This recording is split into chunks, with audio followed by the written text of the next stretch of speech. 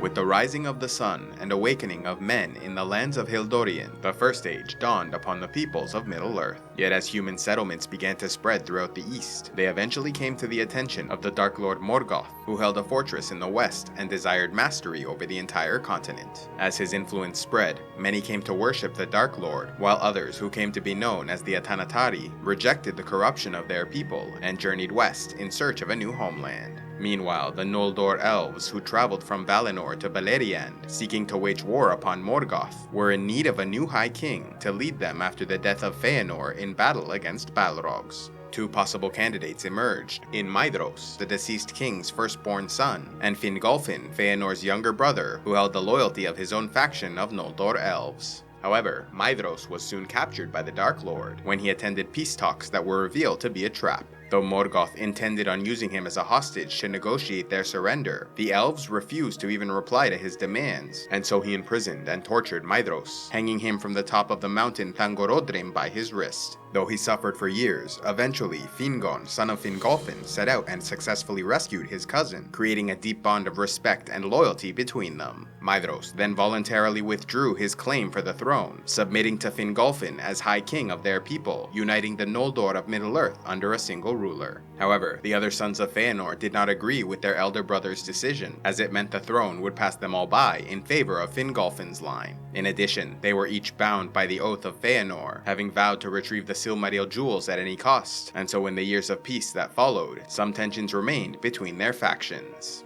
Fingolfin established his kingdom in Hithlum, while his second son Turgon ruled as Lord of Nevrast along the western coast. The leadership of Dorthonion was then granted to Angrod and Aignor, the brothers of Finrod and nephews of Fingolfin. In order to avoid trouble between Noldor factions, the sons of Feanor moved east, with Maedhros ruling over Himring, Maglor the Singer settling in Maglor's Gap, Celegorm and Curufin leading their people to Himlad, Carentir becoming lord of Thargelion, and the hunters Amrod and Amras establishing themselves in Estolad. After Morgoth's defeat in the battle under the stars, he suffered yet another setback with the creation of the sun and moon, as their light weakened his armies who were bred to fight beneath a darkened sky. Retreating into Angband, Morgoth created a thick layer of smog over his lands to protect his warriors and give them time to acclimate to these new conditions. However, by the year 60 of the First Age, Morgoth's orc armies were once again ready for battle, and so were sent forth in the Dagor Aglareb, engaging the sons of Feanor in the east, while battling the armies of the Noldor king Fingolfin and his Sindar ally Círdan in the west. Although the Sindar elves of Doriath and Osiriand refused to involve themselves, their elven kin succeeded in defeating the Dark Lord, with Angrod and Aignor holding back Morgoth's armies in Dorthonion long enough for Maedhros to counterattack from the east, while Fingolfin did the same from the west. Pushing the invading forces back, the elves quickly surrounded the area, and since they were not able to breach the walls of Angband, they instead laid siege, establishing a long period of relative peace for the region.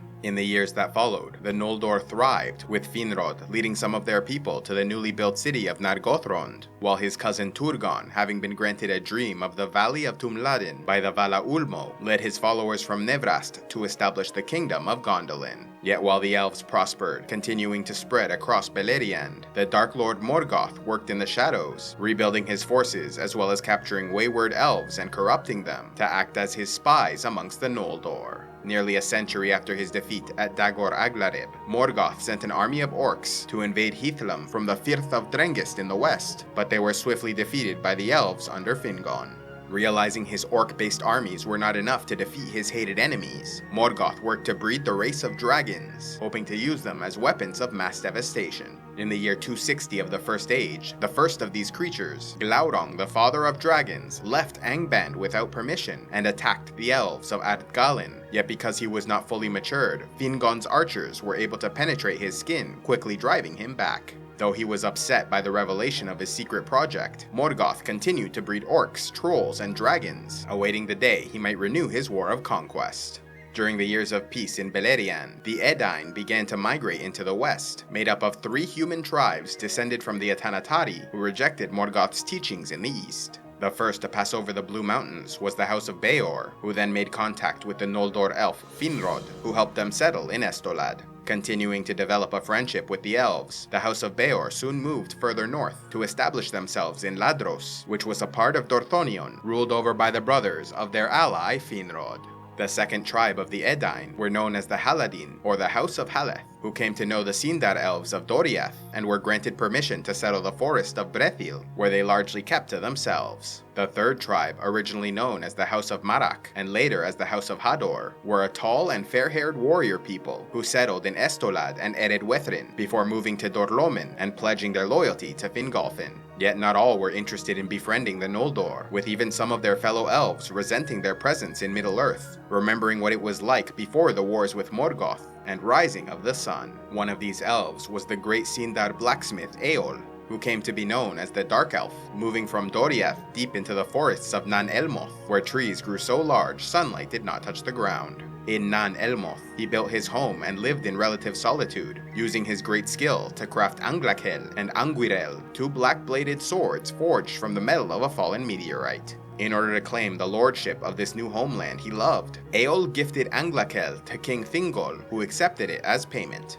Though he continued to hate their people, the Dark Elf married Aravel, the White Lady of Noldor and daughter of Fingolfin, having found her wandering through the area and casting an enchantment to ensure she could not find her way out of the forest. Aravel bore her husband a son named Maiglin, who grew up to be a gifted smith like his father, often accompanying him on his travels to the Dwarven kingdoms, where they were considered honored guests. However, Maiglin and his mother did not share the love of darkness, and so eventually left Nan Elmoth without permission, traveling to the hidden city of Gondolin, where Aravel's elder brother Turgon ruled as king. Chasing after his wife and son, Eol was brought before Turgon, who explained that the location of their city must remain a secret, and so no one could leave. However, he then invited Eol to live with his wife and son in Gondolin as honored subjects of the realm. Eol refused to bow before the elves who stole his people's lands, and proudly chose death for himself and his son, revealing a javelin he had concealed and throwing it at Maiglin, who stood nearby. Yet Aravel threw herself before him and was struck by the projectile, eventually dying from the wound.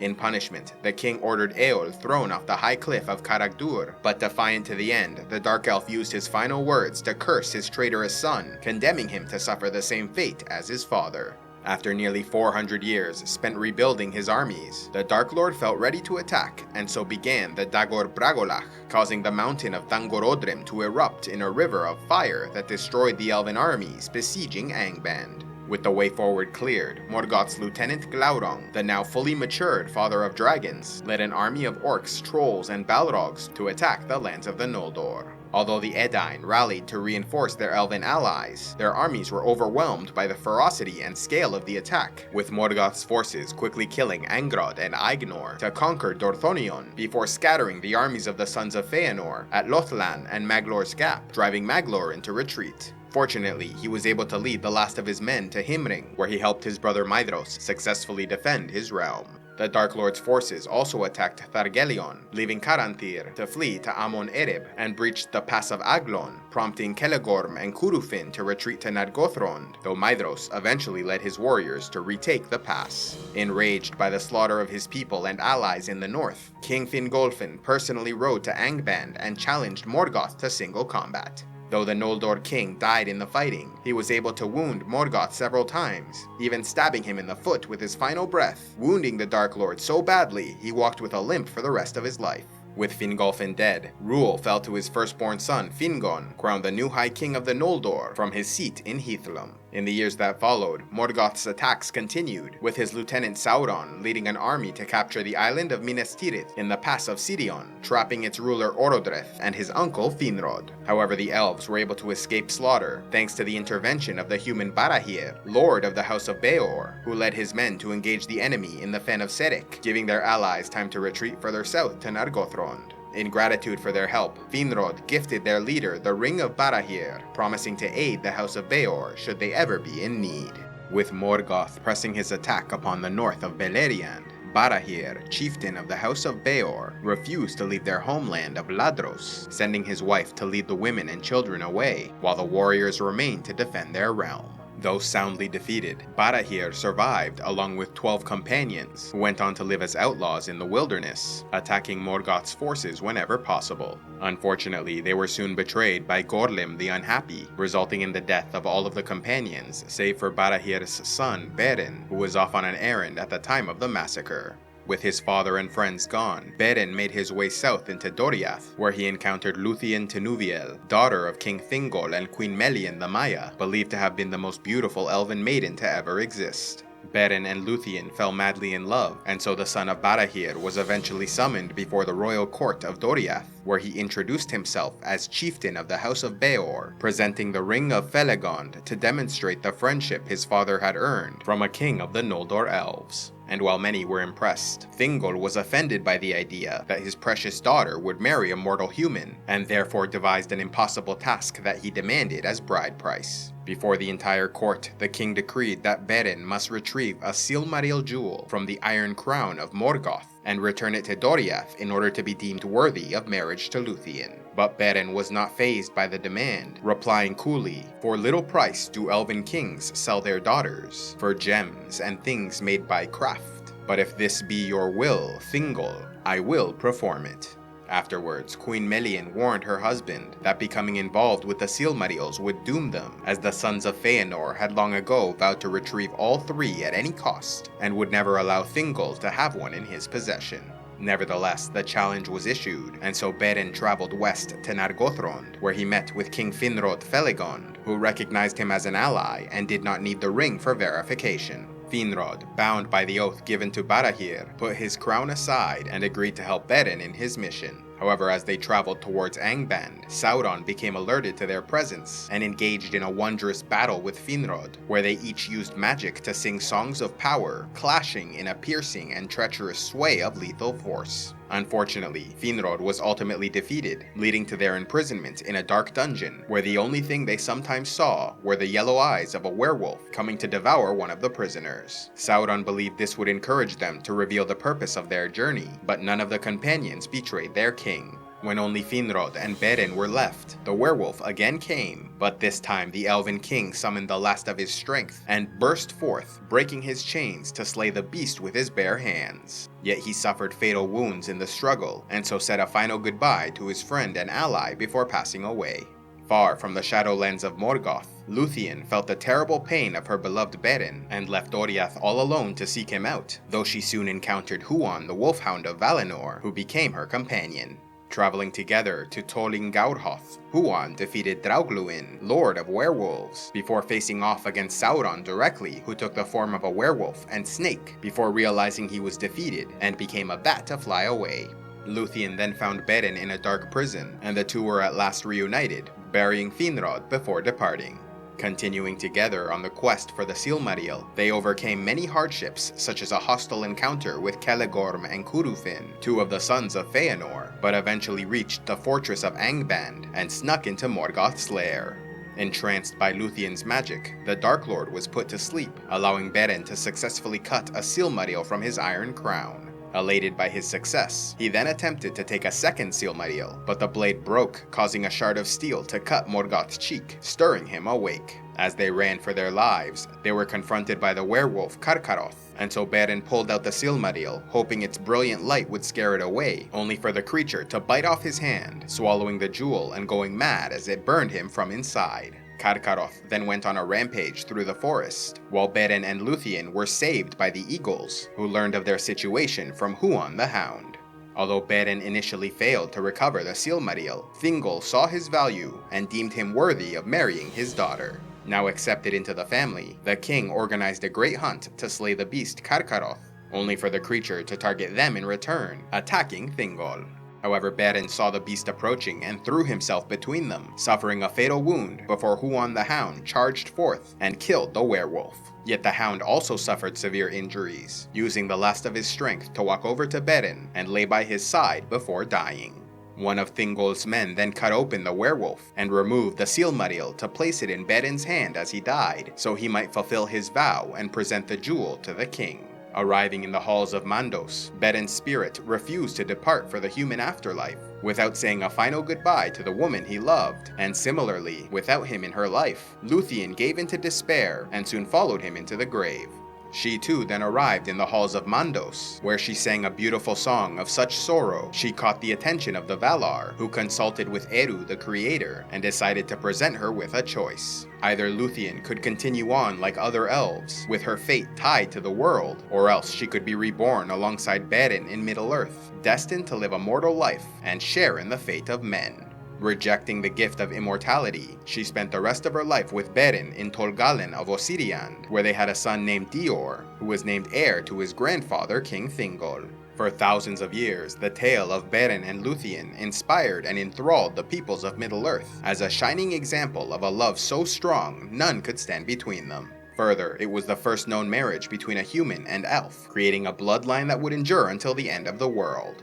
In the lands of Dor-lómin, where the house of Hador lived in peace next to the Noldor elves under High King Fingon, the brothers Hurin and Huor were born to the tribe chieftain Galdor the Tall. In their youth, they were sent to be fostered with their mother's people in the forest of Brethil, where they joined a war party to battle the orcs encroaching on their lands. Yet they were soon cut off from their allies and pushed back to the river Sirion, only able to survive because of the intervention of the Vala Ulmo, who sent a mist to cover their escape. The eagles then arrived and carried them to Gondolin, where King Turgon welcomed them, and after swearing oaths to keep the city's location secret, were returned to Dor-lómin. Sometime later, their homeland fell under attack by the armies of Morgoth, leading to the death of Lord Galdor, leaving Hurin as the new lord of the territory. Marrying Morwin, Hurin fathered a son Turin and daughter Urwin, though the girl died of a plague caused by the evil breath, a foul wind sent by Morgoth, which was only the beginning of the misery the Dark One would inflict upon this family.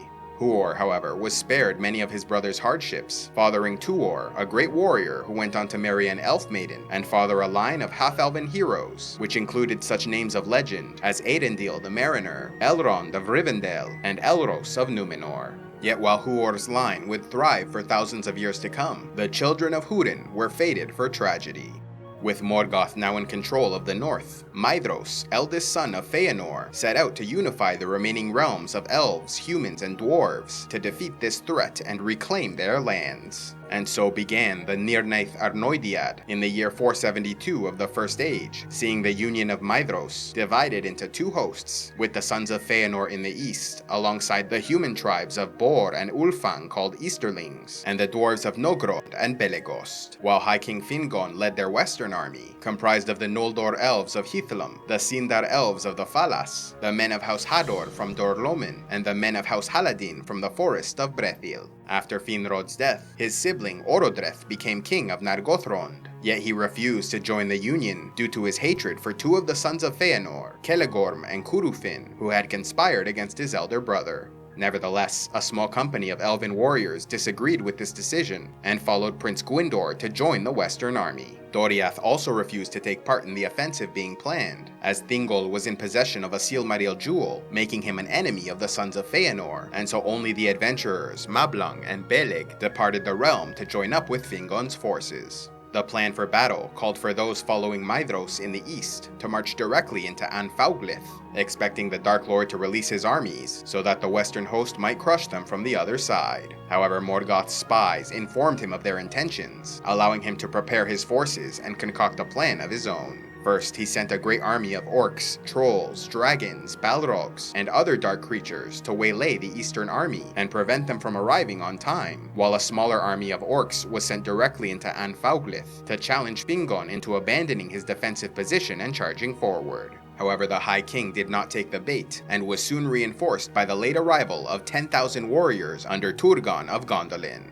Although the original plan was in shambles, Fingon felt they could still achieve victory, and so continued to keep their full strength hidden. And so the orcs brought out an old prisoner they'd held since the Dagor Bragolach, named Gelmir, the brother of Gwyndor, who led the men from Nargothrond. Gelmir was then slowly dismembered for all to see, causing his brother to go mad with rage, breaking ranks and charging forward alongside his men. Fingon, seeing their lines starting to break, authorized a full attack, with Gwyndor at the forefront, leading a slaughter so devastating, the orc army was pushed all the way back into Angband. But this was precisely what the Dark Lord wanted, and so finally unleashed his massive orc army upon them. Meanwhile, the Union forces in the east were defeated after the human tribe of Ulfang betrayed them partway through the battle, making a separate deal with the Dark Lord to be given control of Hithlum. Though utterly vanquished, some were able to escape slaughter due to the courage of their dwarven allies, who proved better able to withstand dragonfire, holding the line while elves and humans retreated.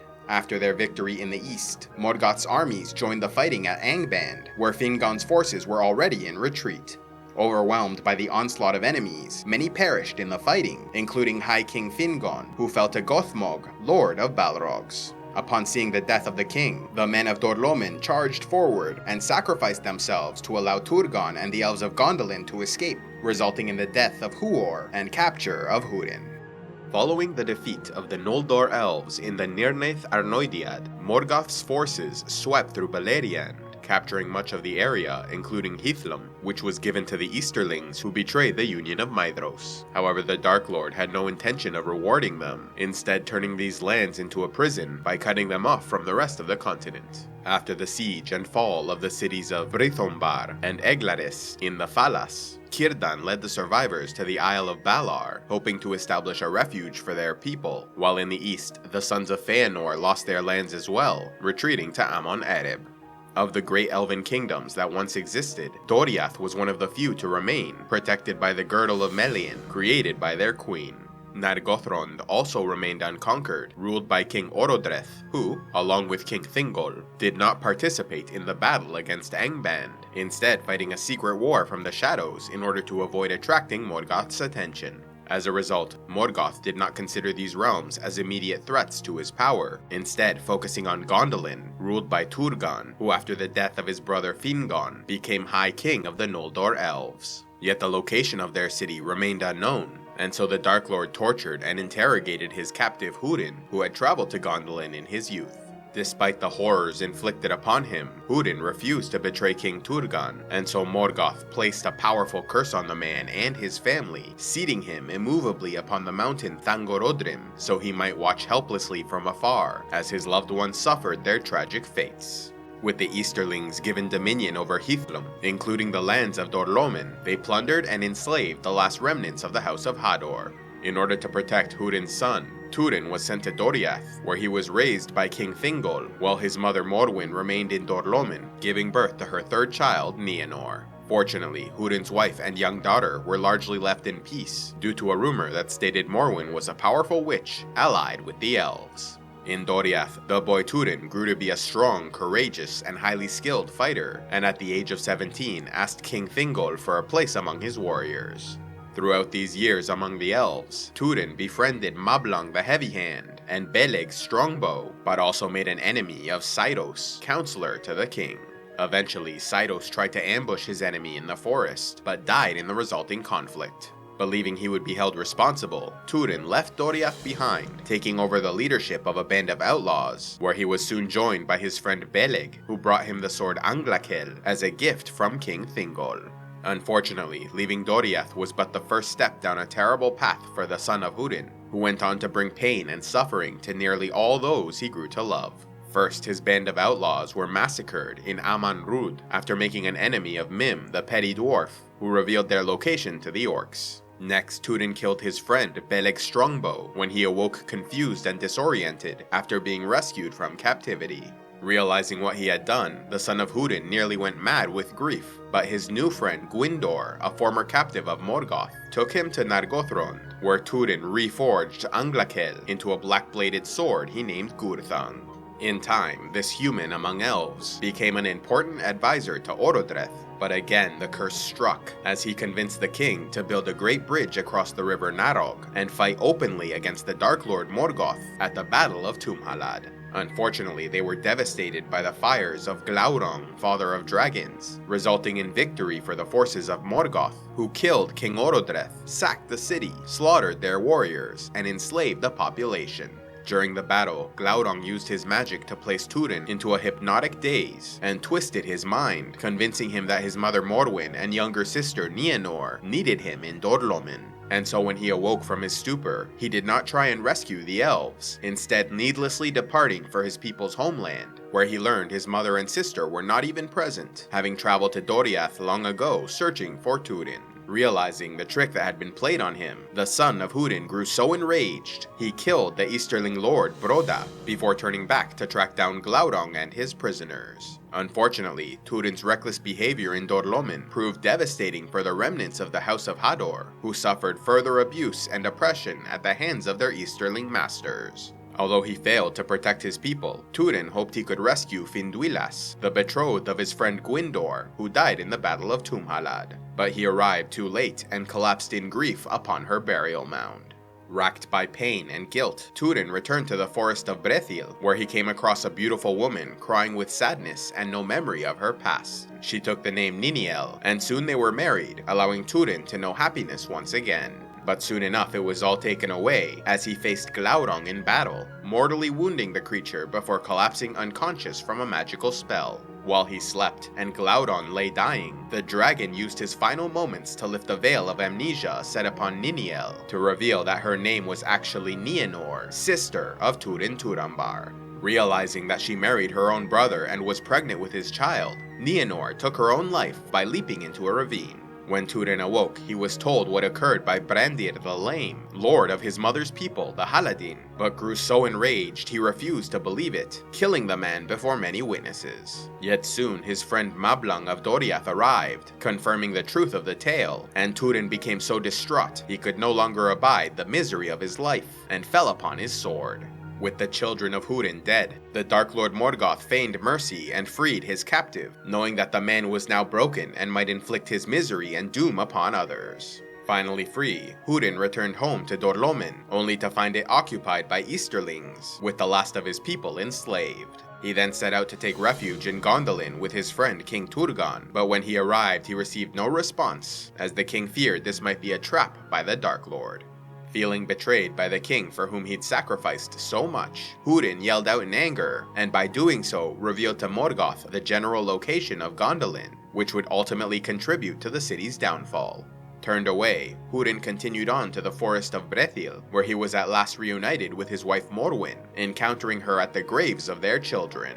Yet he found her in rags, so weary from heartache and despair that she soon spoke her final words and died, buried alongside her children. Hurin, now poisoned with bitterness and hatred in his heart, killed the petty dwarf Mim, and traveled to Doriath, where he confronted King Thingol for failing to protect his son. But sensing the corruption within him, Melian the Maya used her magic to clear his mind, leaving Hurin to realize all the harm he'd done and how his actions only served to help the Dark Lord. No longer able to cope with the curse that destroyed his family, Hurin Thalion, hero of the House of Hador and rightful lord of Dorlomin, ended his own life by throwing himself into the sea. Yet Hurin's influence lived on, as before his death he had recovered a precious necklace called Nauglamir and gave it to King Thingol before departing Doriath. The king then took the necklace, along with the silmaril given to him by Beren, and hired the dwarves of Nogrod to combine them into one magnificent piece of jewelry. However, the beauty and allure of this creation was too powerful, and when the work was complete, the dwarves demanded the necklace itself as payment.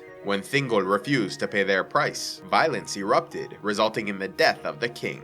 Heartbroken by the loss of her husband, Queen Melian left Middle-earth and returned to her homeland of Valinor, leaving her kingdom vulnerable to attack, no longer protected by the magical barrier she had maintained. As for the elves of Doriath, they were so enraged by the death of their king, they tracked down the escaping dwarves and slaughtered all but 2, who managed to return to Nogrod.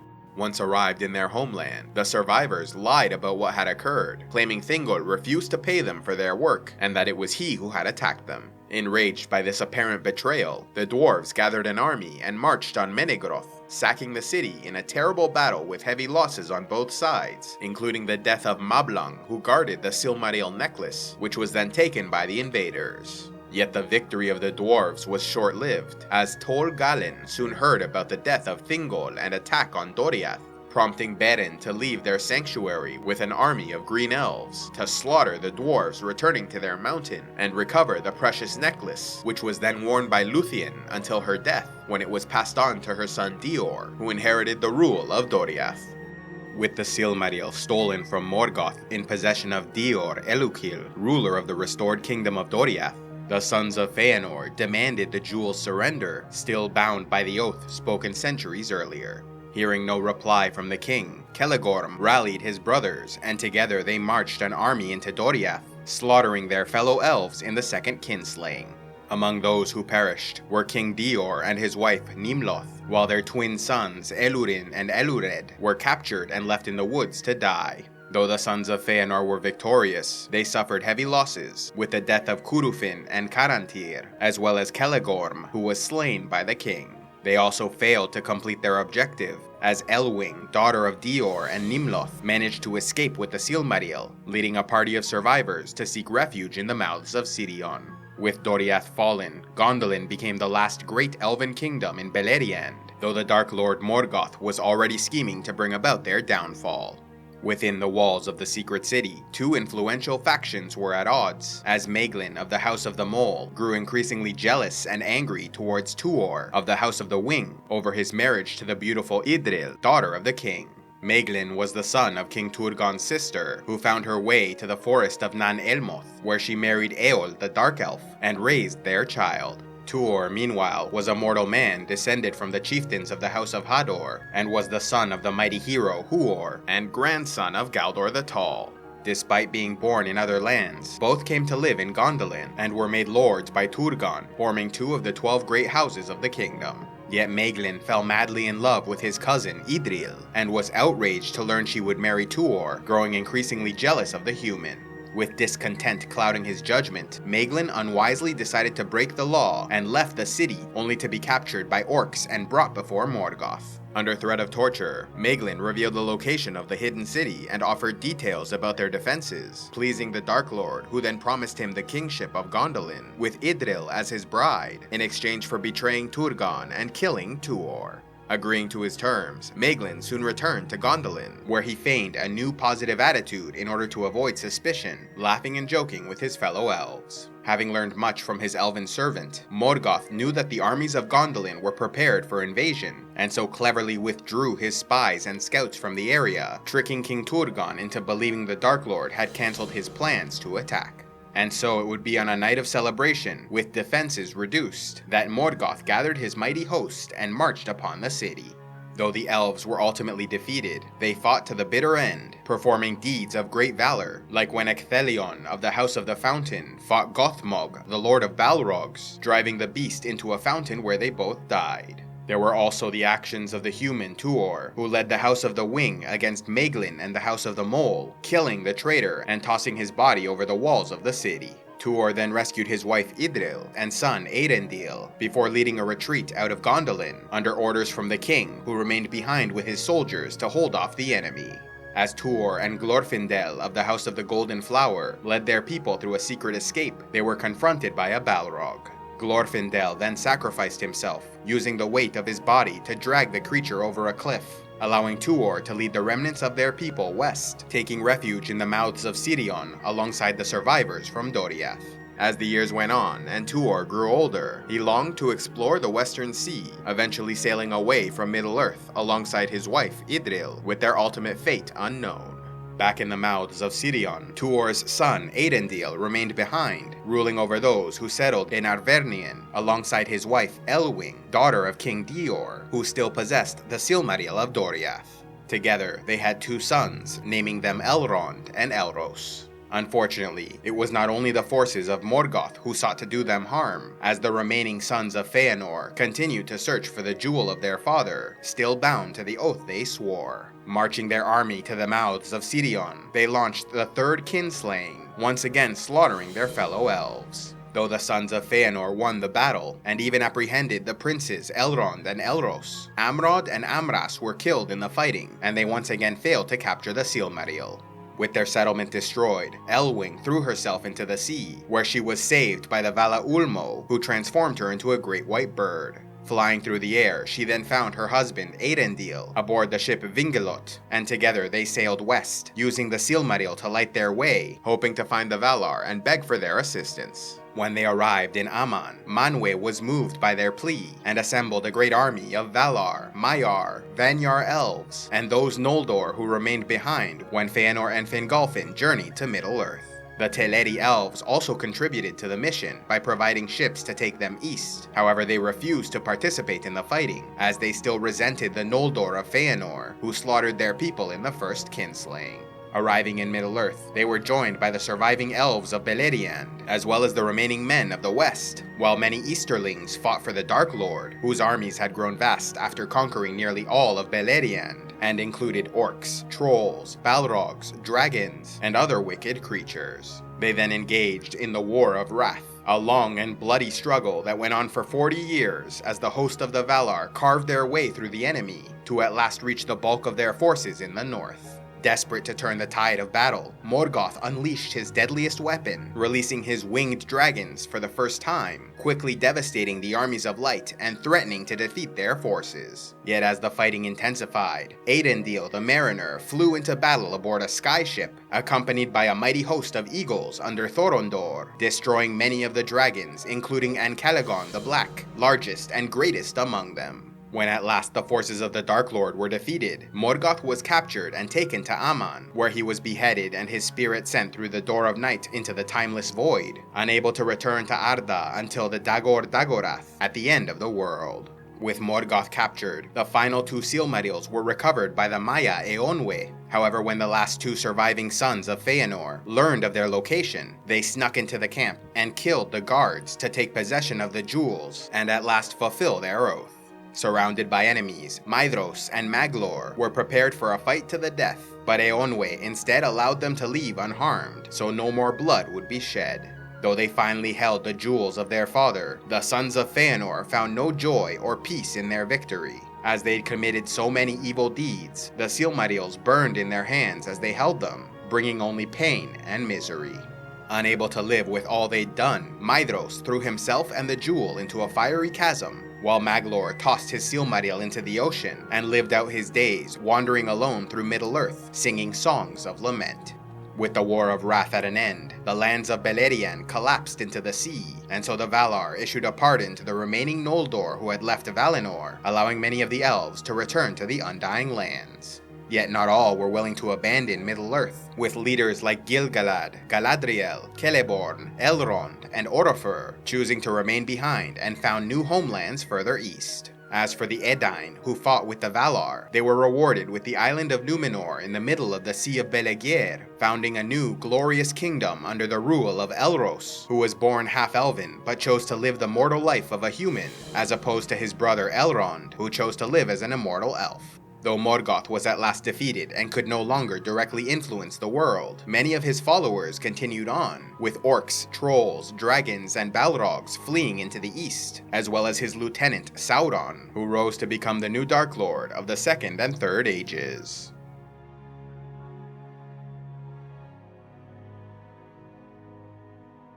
Love audiobooks? Then be sure to check out Audible, where they have the world's largest collection available. Simply sign up through the link in the description box below and get 2 free audiobooks to start out. A special thanks to all those who contribute to CivilizationEx, like the Spectral Knight, Midori Senin, Q Straight Arrow Valverde, and Fred Heartless, Knight of Iron and Ice. If you'd like to help CivilizationEx, click on the Patreon link, and please be sure to like, subscribe, turn on notifications, and click on the links to see more.